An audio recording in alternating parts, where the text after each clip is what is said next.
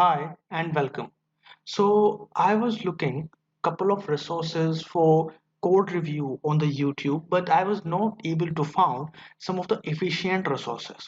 So I thought, why not start a YouTube channel and create a playlist with the code review in PHP, and where I will cover how to identify major vulnerability in the code review or while doing the code review. So in this video, we were gonna find SQL injection while code review. We were gonna exploit it. We were gonna tackle some of the things or some of the problems which may occur during exploiting and a lot more. So first of all, let's talk about why SQL injection occurs. When some of the untrusted inputs is transferred to the database query without, you can say when user input is transferred to the database query without filtration or without filtering out some of the characters, then this may lead to SQL injection. And the SQL injection may lead to data dump, or you can say a full database dump, attacker may corrupt the database, and a lot more other stuffs. So let's talk about how you can find a SQL injection vulnerability while doing the code review. So let's suppose someone just gave you a web page and told you to just look for some of the vulnerabilities by just analyzing the code. And after analyzing the code, they will ask you to prove these vulnerabilities if they want. So we will cover both aspects. So first of all, in order to detect the SQL injection, we have to look for endpoint, or we have to look for a endpoint where they were asking user inputs and then transferring to the database. So first of all, on the this is a password reset page of application I have coded. So you can say that there's a form which says form action password reset and method is post. Next one is email.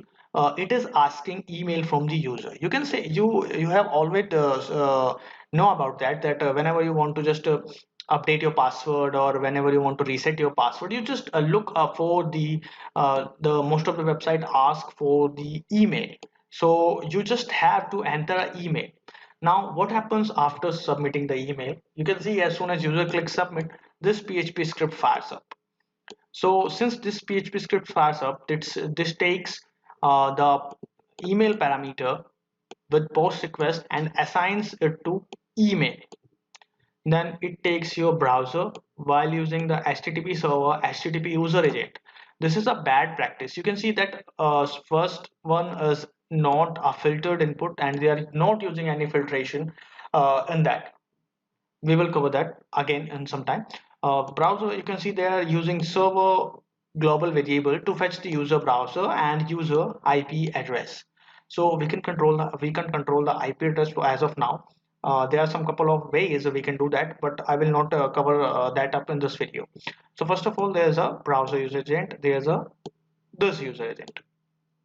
So what you have to, you can see that the value of the email is directly assigned to this email and directly transferred to this SQL query, which means that they are just transferring untrusted inputs directly to the database query. So this may lead to SQL injection vulnerability. They're also using a file which is connection.php, and it is a file which may be used for the establishing the connection with the database of this web page. Now let's see what happens with those stuffs. So first of all, if a user provides an email and email is found in the database, you can see that it says if row greater than 0, then you can see that if row greater than 0, it means that, let's suppose it is this query searching for the email in the database which is known as employers. So if the email is email is there, or you can say that it found the email in the database, it actually have one row as a result. So what I will do is I will just looking at the rows it affected while running this SQL query. So if it affected one row, you can see that most of the time email is a unique thing, so it is only assigned to one user at a time. So if it will surely affect one row. So if the output is greater than 0, and if email doesn't is not in the database, then the rows affected will be 0. So if the row is greater than 0, what it will do is It is generating a random number, creating the MD5 of it, and then sending it to the user email. So what it is doing as well, it is deleting the previous requested tokens of user from the database. You know, you have heard about some of the vulnerabilities where user says that they have requested two simultaneous token and using the second one and using the first one, and they are able to change their password. So these are not the vulnerabilities. And then you can see that it after that it is inserting the new token and the database with the value email, browser, and IP. So you can see there is no filtration. They are directly transferring these to the SQL queries. So what I will do is I will just show you. It is now confirmed since the input is not filtered or not validated before passing to SQL queries. These applications have a SQL injection vulnerability. So what we will do is we will try to exploit it first. So I'm in the application, I've reloaded the page and it has passed it as a reset page. So after analyzing the source code, in which you can see that these three inputs, one from user and two the user browser, or you can say the application is taking itself, is going unfiltered to the uh, SQL query. However, we will not be able to manipulate IP address as of now, but you can actually look for SQLi in this. Since the user agent header of the request is directly taken into the consideration here and is directly transferring to the SQL query. So what you can do is you can put your SQLi payload in the user agent field and you can do SQLi there as well. So now we will move ahead to learn whether it is possible to actually exploit this vulnerability by just finding it in the source code or not. So here you go. I am on the page which is says password reset.php, on which we were doing the, you can say, source code review. So what I will do is I will just, this is the most basic thing to identify a SQLi. Just give it a, and you can see that most of the application which is vulnerable to SQL injection usually gives a error like there is a error in MySQL query or something like that. But this application is not giving any type of error. So how you gonna identify that?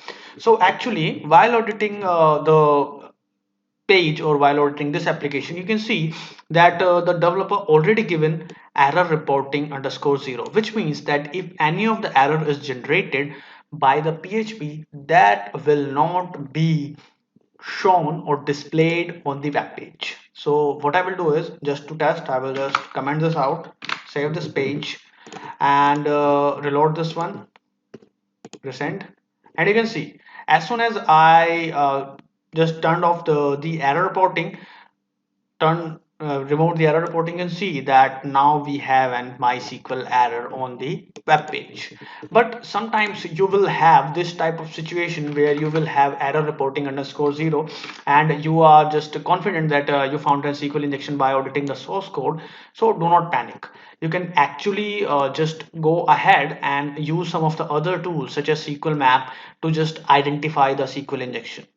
So what I will do is now I will intercept the request. You can see that this is the intercepted request of the password reset field. I will copy that to a text file and will use SQL map to just exploit this and to take this on exploitation scenario. So what I will do is I have my backbox fired up and the file is saved here with SQLi.txt. You can see it contains the request of the pass reset page. So what I will do is I will just start a SQL map on it and we'll try to exploit just to confirm whether SQL injection is possible or not. So why I'm doing this? Because I just showed you that you can just I just commented out the error reporting, but on the website you can't do that.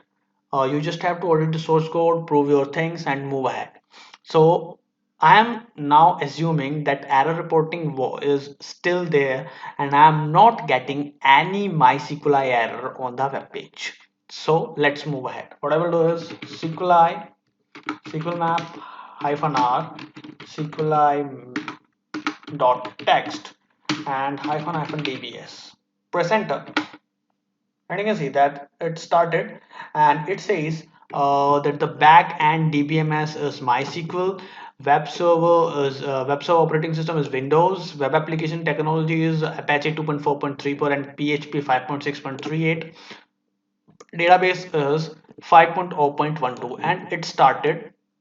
You can see that it started fetching the database names. You can see it fetched one of the database which is bwap. I was using bwap earlier, and it will just take some time to fetch these things because this is a time-based SQLi. So it is taking some time to just fetch the database names and other stuffs. You can see that it is fetching it. So that's how you can do a source code audit and can find SQL vulnerability by just looking at the forms inputs and whether they were getting transferred to the SQL queries without filtration and all. So that's all for this video. Thanks for watching.